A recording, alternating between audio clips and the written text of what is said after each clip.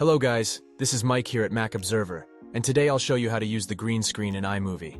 For those that love to film, they should know there's an easy way to use green screen in iMovie. Just like your favorite Hollywood picture, there's no need to build practical sets anymore. You can create the world around you using a green screen. A great video editing trick. I'm going to take a look at what a green screen is, and how to properly use one within Apple's iMovie for Mac. Of course, for those that may not be aware, iMovie is Apple's free video editing application. Available for the iPhone, iPad, and Mac, it allows users to create the video project of their dreams. In addition to advanced editing features, one of the coolest things iMovie is capable of doing is having a green screen effect. With that out of the way, using a green screen effect in iMovie is actually rather simple.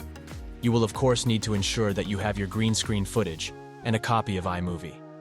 Since iMovie is free, this likely will not be an issue. On your Mac, from the iMovie app, select either a range or clip within your timeline that was shot with a green or blue screen. When you see the green add icon, release the mouse button to bring the clip into your project. A user is able to view the video overlay controls by hitting the video overlay settings button, should the controls not appear on screen. When it comes being able to use a green screen, more often than not it is a matter of making sure that the physical screen you are using for your backdrop is the right color, green or blue.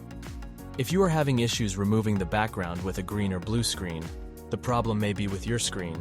When it comes to adjusting a green or blue screen effect, users also have several options. Adjust the softness of edges within the superimposed clip.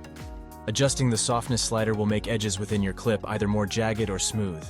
Isolate areas of the green screen clip. Select the crop button, and then drag the corners of the frame in order to isolate a subject from the clip in the foreground. Clean up areas of a blue or green screen clip.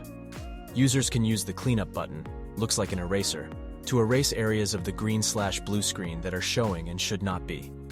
It is also recommended that you adjust softness settings before using the cleanup button. If you use softness after using cleanup, the background cleanup is reset and must be redone.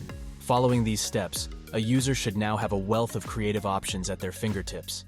Using a green screen can create a nearly infinite world of possibilities.